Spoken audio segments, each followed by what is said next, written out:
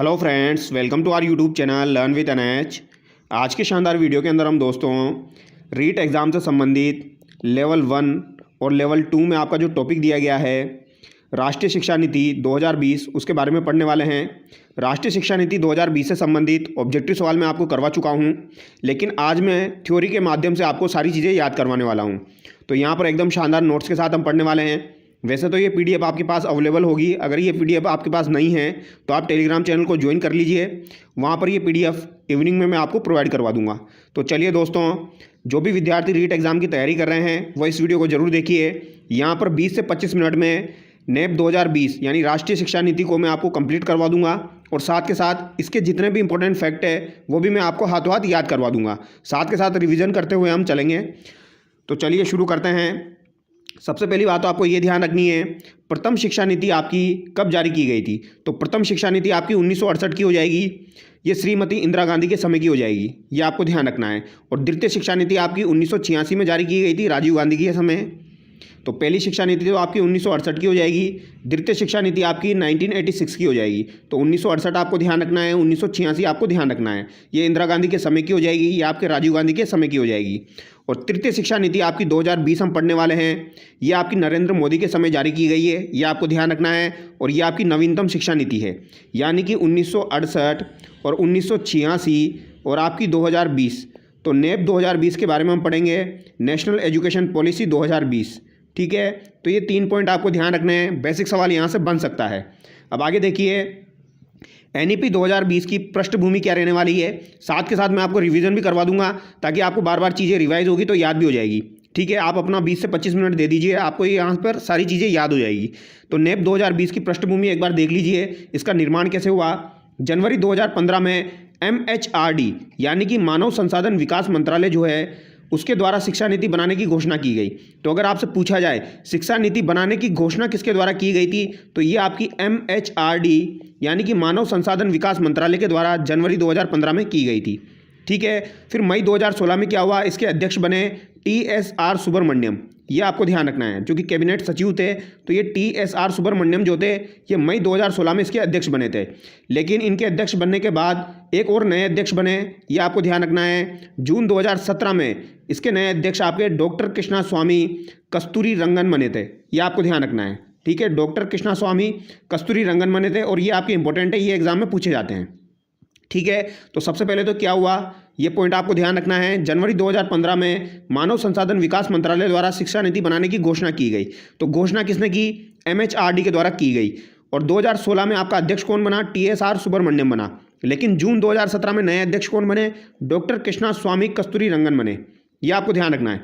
फिर 29 जुलाई 2020 को क्या हुआ, 29 जुलाई 2020 को नई शिक्षा नीति जारी की गई, ये आपको ध्यान रखना है। 29 जुलाई 2020 को आपकी नई शिक्षा नीति जारी की गई, ये आपसे एग्जाम में पूछा जा सकता है। कब जारी की गई, 29 जुलाई 2020 को। और जब यहाँ पर MHRD था, मानव संसाधन जो विकास हमने पढ़ा दोस्तों, मानव संसाधन विकास मंत्रालय जो है इसको समाप्त कर दिया गया, और इसकी जगह नया मंत्रालय बना गया, शिक्षा मंत्रालय। ठीक है, मिनिस्ट्री ऑफ एजुकेशन का निर्माण किया गया, इसकी जगह शिक्षा मंत्रालय का निर्माण किया गया, ये आपको ध्यान रखना है। ठीक है, तो नई शिक्षा नीति जारी की गई आपकी रमेश पोखरियाल निशंक के द्वारा, ये आपको ध्यान रखना है। रमेश पोखरियाल निशंक के द्वारा यहाँ पर नई शिक्षा नीति जारी की गई आपकी, और MHRD जो था इसको समाप्त कर दिया गया, और इसकी जगह शिक्षा मंत्रालय मिनिस्ट्री ऑफ एजुकेशन को बनाया गया, ये आपको ध्यान रखना है। अब यहाँ पर दोस्तों जो नई शिक्षा नीति हम पढ़ने वाले हैं इसमें 4 भाग है आपके, और इसमें 27 अध्याय है, ये आपको ध्यान रखना है। तो यहाँ पर 27 अध्याय है, स्कूल शिक्षा, उच्च शिक्षा, केंद्रीय विचारणीय मुद्दे और क्रियान्विति, ये 4 भाग इसके हो जाएंगे, ये आपको ध्यान रखना है। स्कूल शिक्षा, उच्च शिक्षा, केंद्रीय विचारणीय मुद्दे और क्रियान्विति। और यहाँ पर अध्याय कितने हो जाएंगे, 27 हो जाएंगे। तो इनके बारे में हम पढ़ने वाले हैं। तो चलिए शुरू करते हैं दोस्तों। एक ही वीडियो में मैं आपका कंप्लीट करवा दूंगा, 20 से 25 मिनट का वीडियो रहेगा ये। ठीक है, नई शिक्षा नीति की आवश्यकता क्यों पड़ी। तो नई शिक्षा नीति की आवश्यकता क्यों पड़ी, सतत विकास लक्ष्य जो होता है आपका SDG, तो सतत विकास लक्ष्य SDG 04 को प्राप्त करने के लिए नई शिक्षा नीति बनाई गई। तो नई शिक्षा नीति आपकी SDG जो इंडेक्स होते हैं दोस्तों, उसमें SDG 04 को प्राप्त करने के लिए नई शिक्षा नीति बनाई गई। SDG 04 यानी सार्वभौमिक गुणवत्ता शिक्षा, सार्वभौमिक गुणवत्ता शिक्षा, ये आपको ध्यान रखना है। SDG 04 में क्या है आपका सार्वभौमिक गुणवत्ता शिक्षा। SDG 01 होता है, 02 होता है, 03 होता है, इसी तरीके से है सार्वभौमिक गुणवत्ता शिक्षा। ये आपको ध्यान रखना है, ठीक है। तो इसको प्राप्त करने के लिए दोस्तों, सतत विकास लक्ष्य को प्राप्त करने के लिए नई शिक्षा नीति की जरूरत पड़ी। अब NEP 2020 के आधार स्तंभ क्या है वो हम देख लेते हैं। तो NEP 2020 के आपके आधार स्तंभ क्या हो जाएंगे, NEP के AAA, AAA और EQ हो जाएगा। तो AAA और EQ हो जाएगा, ये आपको ध्यान रखना है। A का मतलब क्या है यहाँ पर, अगर A का मतलब आपसे पूछा जाए तो पहले A का मतलब आपका हो जाएगा एक्सेस, यानी पहुँच, एक्सेस हो जाएगा। दूसरे A का मतलब आपका अफोर्डेबिलिटी हो जाएगा, यानी वहनीयता या किफ़ायती। अफोर्डेबिलिटी आपको ध्यान रखना है, ठीक है। इन्हें इंग्लिश में याद रखें, ज़्यादा फायदा रहेगा। अकाउंटेबिलिटी, और तीसरे A का मतलब अकाउंटेबिलिटी हो जाएगा। अकाउंटेबिलिटी का मतलब उत्तरदायित्व होता है। E का मतलब आपका इक्विटी हो जाएगा, इसका मतलब समानता होता है। और Q का मतलब क्वालिटी हो जाएगा, जिसका मतलब आपका गुणवत्ता हो जाएगा। तो यहाँ पर आपके AAA और EQ जो है ये आधार स्तंभ है, ये आपको ध्यान रखना है। एक्सेस, अफोर्डेबिलिटी, अकाउंटेबिलिटी, इक्विटी और आपकी क्वालिटी, ये आपको ध्यान रखना है। यहाँ से सवाल बन सकता है। अब आगे देखिए, शिक्षा नीति के मार्गदर्शक सिद्धांत क्या है। तो शिक्षा नीति के जो मार्गदर्शक सिद्धांत है वो क्या है आपके, शिक्षा एक सार्वजनिक सेवा है। बिल्कुल, शिक्षा एक सार्वजनिक सेवा है, तो ये मार्गदर्शक सिद्धांत के अंतर्गत आता है। शिक्षक शिक्षा की दूरी है, प्रत्येक बाल में विशिष्ट योग्यताएं होती है। तो प्रत्येक बालक में विशिष्ट योग्यताएं होती है, उनकी पहचान करना और विकास करना, मानवीय एवं संविधान के मूल्यों का विकास करना, जैसे कि समानता, न्याय, स्वतंत्रता, ऐसे मूल्यों का विकास करना, ये मार्गदर्शक सिद्धांत है। स्कूल स्तर पर संकाय या वर्ग को समाप्त किया जाएगा।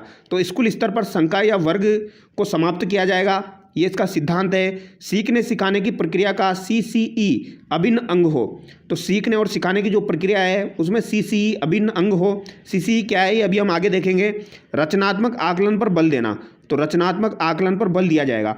एक तो आपका योगात्मक आकलन होता है, एक रचनात्मक आकलन होता है। तो यहाँ पर आपका रचनात्मक आकलन पर बल दिया जाएगा, ये आपको ध्यान रखना है, इंपॉर्टेंट पॉइंट है, ठीक है। अब आगे देखिए, नई शिक्षा नीति की क्या विशेषताएं हैं, ये आपसे पूछा जा सकता है। 4 ऑप्शन दिए जाएंगे, इनमें से कौन सी विशेषता नहीं है, इस तरीके का सवाल पूछा जा सकता है। तो क्या विशेषता है, सार्थक। तो पहली विशेषता सार्थक, NEP 2020 को क्रियान्वित करने के लिए शिक्षा मंत्रालय द्वारा जारी दिशा निर्देश। तो NEP 2020 को क्रियान्वित करने के लिए शिक्षा मंत्रालय द्वारा जारी दिशा निर्देश जो है वो आपके सार्थक के तहत है, ये आपको ध्यान रखना है। शिक्षा मंत्रालय MOE की स्थापना करना, ये शिक्षा नीति का विशेषताएं हैं। तो शिक्षा मंत्रालय की स्थापना करना, अगस्त 2020 को इसका गठन हुआ था शिक्षा मंत्रालय का। मिनिस्ट्री ऑफ एजुकेशन, ये आपको ध्यान रखना है, अगस्त 2020 को इसका गठन हुआ था। हो सकता है डेट पूछ ली जाए। सकल घरेलू उत्पाद GDP का 6% बजट का प्रावधान किया गया। तो 6% बजट का प्रावधान किया गया, ये भी आपको ध्यान रखना है। GDP के 6% बजट का इसमें प्रावधान किया गया। अब यहाँ पर सवाल जो बनेगा वो यहाँ से बनेगा, सबसे इंपॉर्टेंट सवाल आपका यहाँ से बनेगा दोस्तों। नवीन पैटर्न पद्धति यहाँ पर लागू की गई है, ये आपको ध्यान रखना है। नवीन पैटर्न पद्धति यहाँ पर लागू की गई है। 5+3+3+4 यानी कि 15 वर्षीय आपकी नवीन पैटर्न नीति लागू की गई है। 5+3+3+4 यानी बालक 3 से 18 वर्ष की यहाँ पर पूरी प्लानिंग कर दी गई है। 3 वर्ष में उसका एडमिशन होगा और 18 वर्ष तक की जो प्लानिंग है वो क्या है, 5+3+3+4, ये आपको ध्यान रखना है। ये कैसे है, एक बार इसको समझ लीजिए। यहाँ पर 4 स्टेज है। आपका सबसे पहला स्टेज है फाउंडेशन स्टेज। फाउंडेशन स्टेज जो होता है दोस्तों, इसमें कक्षा 1 व 2 पूर्व प्राथमिक से कक्षा 1 और 2 यहाँ पर शामिल है। 5 वर्ष यानी 3 वर्ष से लेकर 8 वर्ष तक दोस्तों आपका कक्षा 1 से 2 तक वो पढ़ेगा, ये आपको ध्यान रखना है। यानी पूर्व प्राथमिक जो कक्षाएं होती है उनको मिला के और कक्षा 1 और 2 को मिला के 5 वर्ष जो हमने डिसाइड किया है, 5 वर्ष, ये 3 से 8 वर्ष तक रहेगा, ठीक है। तो इसको टुकड़ों में बांट लीजिए आप। 3 से 8 वर्ष हो जाएगा, फिर आपका 8 से 11 वर्ष हो जाएगा, फिर आपका 11 से 14 वर्ष हो जाएगा, फिर आपका 14 से 18 वर्ष का हो जाएगा। अब यहाँ पर फाउंडेशन स्टेज तो आपका 3 से 8 वर्ष वाले में कक्षा 2 तक वो पढ़ाई करेगा, ठीक है। फिर आपका प्रीपरेटरी स्टेज आ जाएगा, इसमें वो कहाँ तक पढ़ाई करेगा, अब देख लीजिए। 3 वर्ष की पढ़ाई वो और करेगा, यानी कि वो आपका 3 से 5 वर्ष तक की पढ़ाई करेगा। 3, 4, 5, 8 से 11 वर्ष तक प्रीपरेटरी स्टेज में। फिर उसके बाद आपका मिडिल स्टेज आ जाएगा। मिडिल स्टेज में वो 3 वर्ष तक फिर से पढ़ाई करेगा, 11 से 14 वर्ष तक, कक्षा 6 से 8 तक, ये आपको ध्यान रखना है। यानी पहले 5 वर्ष में वो कक्षा 2 तक पढ़ेगा, फिर वो 3 से 5 तक पढ़ेगा, फिर आपका 6 से 8 तक पढ़ेगा, और फिर जो आपका अंतिम बच रहा है 5 + 3 + 3 + 4, तो 4 वर्ष यानी 14 से 18 वर्ष में वह कक्षा 9 से 12 तक पढ़ेगा। तो ये कक्षा 12 तक की आपकी प्लानिंग हो चुकी है, और इसे क्या कहा जाएगा, माध्यमिक स्टेज कहा जाएगा। तो ये आपको ध्यान रखना है दोस्तों। सबसे पहला फाउंडेशन स्टेज है, फिर प्रीपरेटरी स्टेज है, फिर आपका मिडिल स्टेज आता है, फिर आपका माध्यमिक स्टेज आता है। ठीक है, तो ये पद्धति आपको ध्यान रखनी। 5 + 3 + 3 + 4, या तो ये एग्जाम में पूछी जाएगी, 3 से 18 वर्ष एग्जाम में पूछा जा सकता है, और इनमें से आपकी कोई सी भी स्टेज देकर एग्जाम में पूछा जा सकता है। Foundation stage, preparatory stage, middle stage, माध्यमिक स्टेज, मैंने आपको अच्छे से समझा दिया है, तो इसको ध्यान रखना है। आगे देखिए, उपरोक्त नवीन पैटर्न को लागू करने के लिए पीएम श्री योजना आपकी शुरू की गई। तो पीएम श्री योजना जो है ये उपयुक्त पैटर्न को लागू करने के लिए शुरू की गई है। ठीक है, पीएम श्री योजना आपकी 5 सितंबर 2022 को शुरू की गई थी। कब शुरू की गई थी? 5 सितंबर 2022 को शुरू की गई थी, और एक बार एग्जाम में इसकी फुल फॉर्म भी पूछी गई है, प्रधानमंत्री स्कूल फॉर राइजिंग इंडिया। प्रधानमंत्री स्कूल फॉर राइजिंग इंडिया 5 सितंबर 2022 को शुरू की गई। ये आपको ध्यान रखना है दोस्तों। ठीक है, ये आपकी इंपॉर्टेंट है, ये एग्जाम में एक बार आ चुकी है तो फिर से आ सकती है। प्रधानमंत्री स्कूल फॉर राइजिंग इंडिया 5 सितंबर 2022 को शुरू की गई। ठीक है, प्रथम चरण में 14,500 स्कूल खोले जाएंगे। तो प्रथम चरण में क्या करेंगे, पीएम श्री योजना के तहत आपके 14,500 स्कूल खोले जाएंगे। कितने स्कूल खोले जाएंगे? 14,500 स्कूल खोले जाएंगे। पहले चरण में प्रत्येक ब्लॉक में 2 स्कूल खोलने का प्रस्ताव है। राजस्थान ब्लॉक 358 × 2 करेंगे तो 716 हो जाएगा, यानी 358 ब्लॉक है, इसको 2 से मल्टीप्लाई करेंगे तो 716 हो जाएगा, क्योंकि प्रत्येक ब्लॉक में 2 स्कूल खोले जाने का प्रस्ताव है। और ब्लॉक कितने टोटल? 358 है, तो 358 को 2 से मल्टीप्लाई करेंगे तो टोटल कितने हो जाएंगे आपके? 716 स्कूल हो जाएंगे। ये आपको ध्यान रखना है। और 14,500 स्कूल खोले जाएंगे आपके प्रथम चरण में। और ब्लॉक के हिसाब से अगर आपसे पूछा जाए तो प्रत्येक ब्लॉक में 2 स्कूल खोले जाएंगे, और अगर वो टोटल पूछे तो 716 हो जाएंगे। ठीक है, क्योंकि 358 ब्लॉक है। अब आगे देखिए, राष्ट्रीय शिक्षा नीति के अध्याय हम पढ़ने वाले हैं। पहला अध्याय आप देखिए, अध्याय 1 जो है वो आपका ECCE से संबंधित है। किससे संबंधित है? ECCE से संबंधित है। इसकी फुल फॉर्म आपको ध्यान रखनी है, early childhood care and education. Early childhood care and education, ये आपको ध्यान रखना है, प्रारंभिक बचपन देखभाल एवं शिक्षा। तो पहला अध्याय जो है वो ECCE से संबंधित है, early childhood care and education. ये आपको ध्यान रखना है दोस्तों। ठीक है, इसमें क्या रहेगा, 2030 तक 3 से 8 वर्ष तक के बच्चों को ECCE उपलब्ध करवाया जाएगा। यानी 3 से 8 साल का जो बच्चा है दोस्तों, 3 से 8 साल का जो बच्चा है आपका, उसको 2030 तक ECCE यानी early childhood care and education उपलब्ध करवाया जाएगा। ये आपको ध्यान रखना है। और उसकी पाठ्यचर्या क्या रहेगी, करिकुलम क्या रहेगा, 8 वर्ष तक की शिक्षा के लिए एक पाठ्यचर्या का निर्माण किया गया, जिसे NCF ECCE कहा जाता है। तो एक पाठ्यचर्या का निर्माण किया गया है 8 वर्ष तक की शिक्षा के लिए, तो ये कौन सी हो जाएगी आपकी? NCF ECCE हो जाएगी। ये आपको ध्यान रखना है। इसे क्या कहा गया है? NCF ECCE कहा गया है। तो ये पॉइंट आपको ध्यान रखना है। Early childhood care and education जो है 2030 तक 3 से 8 वर्ष तक के बच्चों को उपलब्ध करवाया जाएगा। 8 वर्ष तक की शिक्षा के लिए एक पाठ्यचर्या का निर्माण किया जाएगा। अब आप आगे देखिए, एजुकेशन 2 प्रकार की होती है आपकी, अनौपचारिक शिक्षा होती है और एक आपकी औपचारिक शिक्षा होती है। औपचारिक शिक्षा जो है दोस्तों, पहले अनौपचारिक देखिए, 3 से 6 वर्ष तक के आंगनबाड़ी और बाल वाटिका में अनौपचारिक शिक्षा प्रदान की जाएगी। फिर औपचारिक शिक्षा आपकी कक्षा 6 से 8 तक हो जाएगा, और ये आपकी स्कूल में प्रदान की जाएगी। ये वर्ष दिया गया है यहाँ पर, 3 से 6 और आपका आंगनबाड़ी बाल वाटिका, और औपचारिक शिक्षा 6 से 8 स्कूल हो जाएगा। ये आपको ध्यान रखना है। ठीक है, तो अनौपचारिक शिक्षा और औपचारिक शिक्षा ये आपसे पूछा जा सकता है कितने प्रकार की होती है? 2 प्रकार की होती है, अनौपचारिक और औपचारिक। और 3 से 6 के लिए आंगनबाड़ी बाल वाटिका है, और 6 से 8 के लिए स्कूल हो जाएगा। आगे देखिए, यहाँ पर अध्याय 2 दिया गया है, FLN। तो अध्याय 2 आपको ध्यान रखना है, FLN। पहला हमने क्या पढ़ा? ECCE के बारे में पढ़ा। ठीक है, औपचारिक अनौपचारिक भी आपको ध्यान रखना है। ठीक है, सिंपल सा सवाल बन के आएगा दोस्तों। और यहाँ पर ये आपको ध्यान रखना है, 3 से 6, 6 से 8। FLN जो है फाउंडेशनल लिटरेसी एंड न्यूमेरेसी। तो फाउंडेशनल लिटरेसी एंड न्यूमेरेसी जो है दोस्तों, बुनियादी साक्षरता एवं संख्या ज्ञान, ये आपका अध्याय 2 हो जाएगा। फाउंडेशनल लिटरेसी एंड न्यूमेरेसी, बुनियादी साक्षरता एवं संख्या ज्ञान। इसका लक्ष्य क्या है? 2025 तक 9 वर्ष तक के बच्चों को पढ़ना लिखना व संख्याओं का ज्ञान करवाना। तो 9 वर्ष के जो बच्चे हैं उनको दोस्तों पढ़ना लिखना और जो संख्याएं हैं उनका ज्ञान करवाना जो है वो कब तक करवाना है? 2025 तक। ये आपको ध्यान रखना है। जबकि हमने ECCE में पढ़ा था 2030 तक दोस्तों क्या करवाना है? 2030 तक बच्चों को ECCE उपलब्ध करवाया जाएगा। जबकि यहाँ पर क्या है? FLN जो है दोस्तों इसको सिखाया जाएगा 9 वर्ष तक के बच्चों को पढ़ना लिखना संख्याओं का ज्ञान करना। उपरोक्त लक्ष्य को प्राप्त करने के लिए राष्ट्रीय स्तर पर एक मिशन चलाया जाएगा। कौन सा मिशन है? निपुण भारत मिशन। तो आपके FLN का जो लक्ष्य है उसे प्राप्त करने के लिए राष्ट्रीय स्तर पर आपका निपुण भारत मिशन चलाया जाएगा। ये आपको ध्यान रखना है, निपुण भारत मिशन। ये आपसे पूछा जा सकता है दोस्तों, निपुण भारत मिशन, ये आपको अलग से ध्यान रखना है, ठीक है। और PM श्री अलग से ध्यान रखना है, इसको अलग से ध्यान रखना है आपको। निपुण Bharat mission foundational literacy and numeracy को लक्ष्य को प्राप्त करने के लिए राष्ट्रीय स्तर पर कौन सा मिशन चलाया गया है? तो निपुण भारत मिशन चलाया गया है। आगे देखिए, स्कूल रेडिनेंस प्रोग्राम। कक्षा 1 में प्रवेश लेने वाले बच्चों को औपचारिक शिक्षा के लिए तैयार करना। अवधि 12 सप्ताह या 3 माह। तो कक्षा 1 में जो प्रवेश करने वाले बच्चे हैं उनको औपचारिक शिक्षा के लिए तैयार करना 12 सप्ताह या 3 माह इसकी अवधि है। School readiness programme. तो आपसे पूछा जा सकता है स्कूल रेडिनेंस प्रोग्राम के अंतर्गत क्या किया जाएगा? तो कक्षा 1 में प्रवेश करने वाले जो बच्चे हैं उनको औपचारिक शिक्षा के लिए तैयार किया जाएगा और इसकी अवधि 12 सप्ताह या 3 माह रखी गई है। ये आपको ध्यान रखना है, ठीक है। आगे देखिए, अध्याय 3 देखिए दोस्तों, शिक्षा का सार्वभौमिकरण। तो शिक्षा का सार्वभौमिकरण यहाँ पर दिया गया है अध्याय 3 में। इसका अर्थ क्या है? सभी तक शिक्षा की पहुंच हो, अर्थात ड्रॉप आउट बच्चों की संख्या कम करना। तो सभी तक शिक्षा की पहुंच हो यानी शिक्षा का सार्वभौमिकरण। तो सार्वभौमिकरण के बारे में दिया गया है आपके अध्याय 3 में। अब इसमें क्या है दोस्तों, जो भी ड्रॉप आउट बच्चे हैं, जैसे कोई पढ़ाई कर रहा है, छोड़ देता है, स्कूल छोड़ देता है या एडमिशन नहीं ले रहा, तो जितने भी ड्रॉप आउट बच्चे हैं उनकी संख्या को कम किया जाएगा। अध्याय 3 के तहत GER यानी ग्रोस इनरोलमेंट रेशो। तो GER क्या होता है आपका? ग्रोस इनरोलमेंट रेशो होता है सकल नामांकन अनुपात, यानी नामांकन के अनुपात को बढ़ाया जाएगा। तो 2030 तक GER जो है उसे 100% करना है दोस्तों।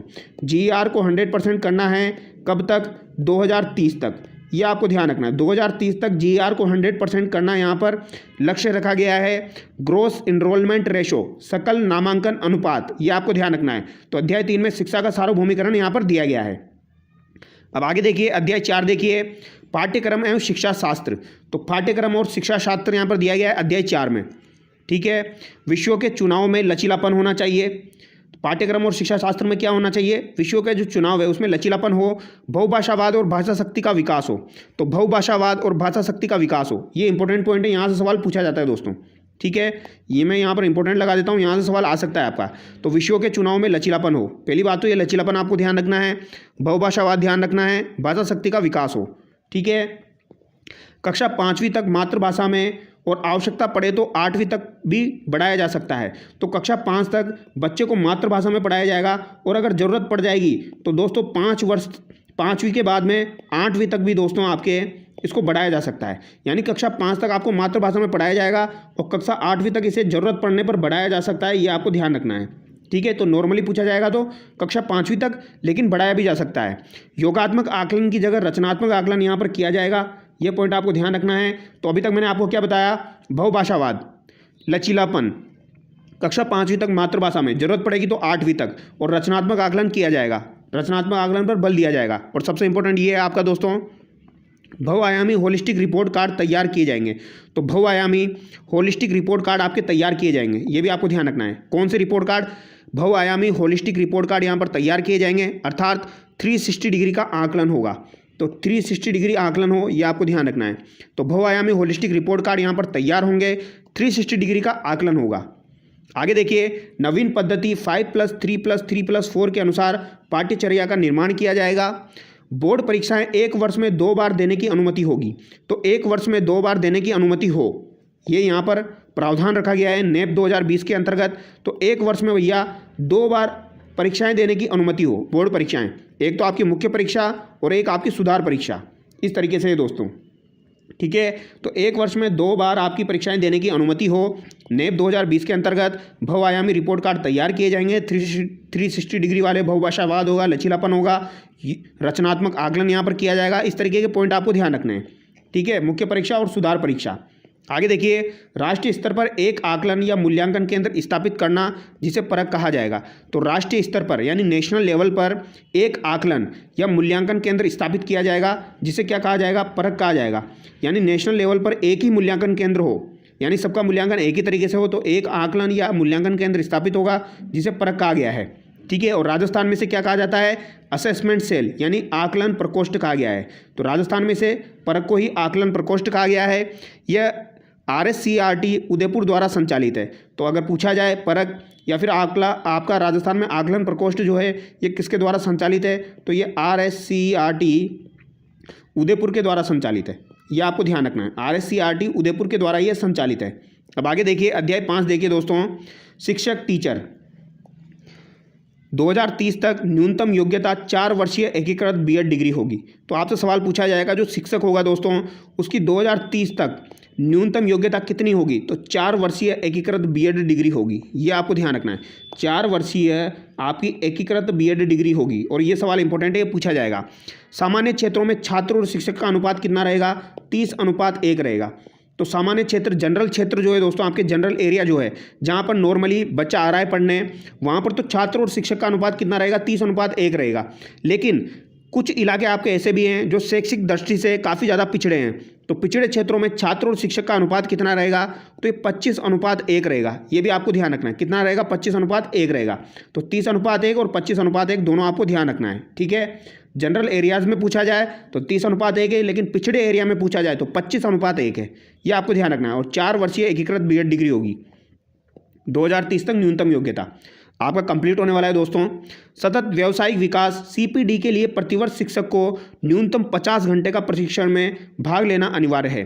तो भैया प्रतिवर्ष शिक्षक को न्यूनतम 50 घंटे जो है इसको प्रशिक्षण में भाग लेना अनिवार्य है। प्रशिक्षण में भाग लेना क्यों अनिवार्य है, क्योंकि शिक्षक भी तो सीखेगा।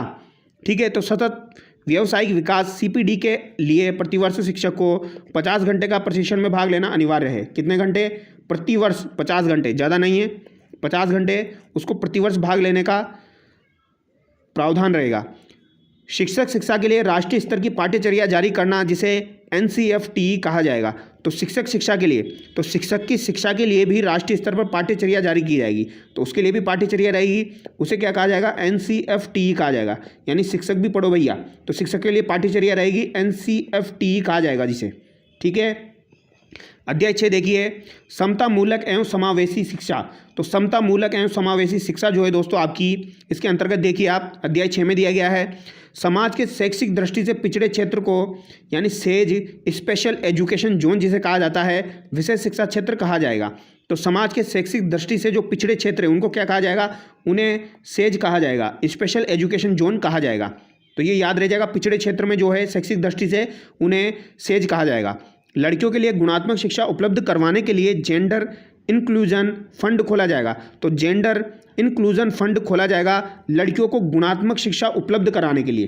तो भैया यहाँ पर लड़कियों को जो है वो गुणात्मक शिक्षा उपलब्ध करवाई जाएगी, उसे क्या कहा जाएगा, उसे जेंडर एजुकेशन फंड कहा जाएगा। ये आपको ध्यान रखना है। ठीक है, CWSN बच्चों को गुणात्मक शिक्षा उपलब्ध कराने के लिए कार्य योजना बनाई जाएगी। तो CWSN बच्चों को गुणात्मक शिक्षा उपलब्ध कराने के लिए कार्य योजना भी यहाँ पर बनाई जाएगी, ये भी आपको ध्यान रखना है। अब यहाँ पर अध्याय 7 देखिए, स्कूल कॉम्प्लेक्स यानी विद्यालय परिसर जो है उसके बारे में देखिए। विद्यालय परिसर की अवधारणा सर्वप्रथम किसके द्वारा दी गई थी, कोठारी आयोग के द्वारा दी गई थी 1964-66 में। ठीक है, कोठारी आयोग की स्थापना 1964 में की गई थी। तो विद्यालय परिसर की अवधारणा सर्वप्रथम कोठारी आयोग ने 1964-66 में दी थी। 5 से 10 किलोमीटर के क्षेत्र में 2025 तक स्कूल कॉम्प्लेक्स स्थापित किए जाएंगे। तो 5 से 10 किलोमीटर के जो क्षेत्र हैं उनमें 2025 तक स्कूल कॉम्प्लेक्स स्थापित किए जाएंगे। इसके अंतर्गत सभी प्रकार के स्कूल, खेल मैदान, पुस्तकालय, सामाजिक चेतना केंद्र और बाल केंद्र बनाए जाएंगे। ठीक है, तो ये आपको ध्यान रखना है। यहाँ पर बात अध्याय 7 की हो रही है, स्कूल परिसर की, स्कूल कॉम्प्लेक्स की। इसके संसाधनों का प्रबंधन करने के लिए स्कूल कॉम्प्लेक्स प्रबंधन समिति का गठन किया जाएगा। तो स्कूल प्रबंधन समिति का यहाँ पर गठन किया जाएगा। अब अध्याय 8 देखिए, मानक निर्धारण एवं प्रत्यायन। तो मानक निर्धारण एवं प्रत्यायन देखिए अध्याय 8 में, प्रत्येक राज्य में शिक्षा नीति के मानकों को निर्धारित करने के लिए मानकों को स्थापित किया गया है जो निम्नलिखित प्रकार के हैं। तो देखिए, स्कूल शिक्षा विभाग, तो दोस्तों स्कूल शिक्षा विभाग जो है आपका वो क्या कार्य करेगा, शैक्षिक नीतियों का निर्धारण करेगा। तो जो नीतियाँ होगी, शैक्षिक नीतियाँ जो होगी आपकी, उनका निर्धारण कौन करेगा, आपका स्कूल शिक्षा विभाग करेगा। लेकिन नीतियों को क्रियान्वित करना और मॉनिटरिंग करने का काम कौन करेगा, यह आपका स्कूल शिक्षा निदेशालय करेगा। कौन करेगा, निदेशालय जो है ये उनको क्रियान्वित और मॉनिटरिंग करने का कार्य करेगा, जबकि स्कूल शिक्षा विभाग जो है वो निर्धारण करेगा, शैक्षिक नीतियाँ जो होगी उनका निर्धारण करेगा, जबकि निदेशालय जो है वो मॉनिटरिंग और क्रियान्वित करने का कार्य करेगा। और एक आपकी है SCERT। SCERT जो है ये RSCERT उदयपुर अकादमिक का कार्य करेगा। और SSSA state school standards authority यानी राज्य स्कूल मानक प्राधिकरण जो है ये प्राधिकरण राज्य के स्कूलों के लिए मानकों का निर्धारण करेगा। देखो नाम से पता लग रहा है स्टेट स्कूल स्टैंडर्ड्स अथॉरिटी, तो ये स्टैंडर्ड निर्धारित करेगा आपका, ठीक है। SSSA जो है ये आपका स्कूलों के लिए मानकों का निर्धारण करेगा यानी स्टैंडर्ड्स निर्धारित करेगा। और SCERT जो है दोस्तों इसके आगे R लगा देना और ये उदयपुर अकादमिक कार्य करना, ये आपको ध्यान रखना है। आगे देखिए NEP 2020 राजस्थान के संदर्भ में कुछ इंपॉर्टेंट पॉइंट देखिए। पाठ्यचर्या का जो निर्माण है वो राजस्थान की 7 डाइट के सहयोग से नवीन पद्धति पर आधारित 4 पाठ्यचर्याओं का निर्माण किया जा रहा है। तो यहाँ पर 4 पाठ्यचर्याओं का निर्माण किया जा रहा है। 4 है पाठ्यचर्या आपकी, NCF ECCE, NCF SE स्कूली शिक्षा, NCF TE शिक्षक शिक्षा और एक आपकी NCF AE प्रौढ़ शिक्षा। तो ये 4 आपके पाठ्यचर्याओं का निर्धारण किया जा रहा है। उपरोक्त चारों पाठ्यचर्याओं का संचालन करने के लिए 3 समितियों का निर्माण किया गया है। तो उपरोक्त 4 पाठ्यचर्याओं का संचालन करने के लिए 3 समितियों का यहाँ पर निर्माण किया गया है, ये भी आपको ध्यान रखना है। राजस्थान प्रशासनिक सुधार विभाग द्वारा शिक्षा नीति को क्रियान्वित करने के लिए 6 समूह बनाए गए हैं। तो राजस्थान प्रशासनिक सुधार विभाग द्वारा जो है दोस्तों शिक्षा नीति को क्रियान्वित करने के लिए 6 समूह आपके बनाए गए हैं। BRC, CRC और DIET की संरचना में परिवर्तन किया जाएगा।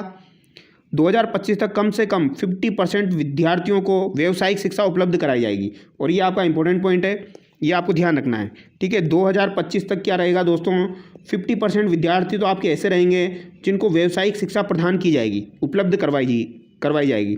2030 तक 100% यानी युवा और प्रौढ़ साक्षरता दर की जाएगी।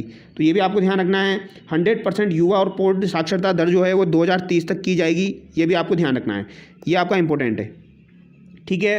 तो दोस्तों यहाँ पर लगभग आपका कंप्लीट होने वाला है, थोड़ा सा आपका बाकी है, ठीक है, ये 1 पेज बचा हुआ है। अब सार तक देखिए दोस्तों, शिक्षा मंत्रालय यानी मिनिस्ट्री ऑफ एजुकेशन भारत सरकार द्वारा शिक्षा नीति को क्रियान्वित करने के लिए जो दिशा निर्देश जारी किए गए हैं उन्हें सार्थक कहा जाता है। तो जो भी दिशा निर्देश आपके जारी किए गए हैं उन्हें सार्थक कहा जाता है, ये अभी हमने ऊपर भी देखा था, ठीक है। उच्च शिक्षा में MPhil के पाठ्यक्रम को समाप्त कर दिया गया। तो MPhil का जो पाठ्यक्रम है दोस्तों उसे समाप्त कर दिया गया है, ये भी आपको ध्यान रखना है, ठीक है। तो ये 2 पॉइंट है, ये आपको ध्यान रखना है, सार्थक ध्यान रखना है, MPhil को समाप्त कर दिया गया है। अब यहाँ पर देखिए आप ABC academic bank of credit, ABC की स्थापना करना, एकेडमिक बैंक ऑफ क्रेडिट यानी ABC की स्थापना करना। स्नातक शिक्षा जो है, जैसे कि अगर आप 1 वर्ष की शिक्षा लेते हैं तो आपको प्रमाण पत्र दिया जाएगा, 2 वर्ष की शिक्षा अगर आप लेते हैं तो आपको डिप्लोमा दिया जाएगा, और 3 वर्ष की अगर आप शिक्षा ग्रहण करते हैं तो आपको डिग्री दी जाएगी। तो ये पॉइंट भी आपको ध्यान रखना है, प्रमाण पत्र, डिप्लोमा और डिग्री। तो स्नातक स्तर की शिक्षा में परिवर्तन किया गया है, तो ये आपको ध्यान रखना है दोस्तों। ये कुछ पॉइंट थे जो हमने देखे हैं, बाकी ऑलमोस्ट जितने भी यहाँ पर चीज़ें थी वो हमने कंप्लीट की है, ठीक है। पूरी PDF को हमने कंप्लीट किया है, इसकी PDF टेलीग्राम चैनल पर मिल जाएगी। इजी पॉइंट है, आपको आराम से याद हो जाएंगे। और इसके ऑब्जेक्टिव सवाल एक बार और मैं आपको करवा दूंगा, तो वो भी आप देख लेना, आपका काम हो जाएगा। तो चलिए दोस्तों नेक्स्ट वीडियो मिलते हैं, थैंक यू सो मच।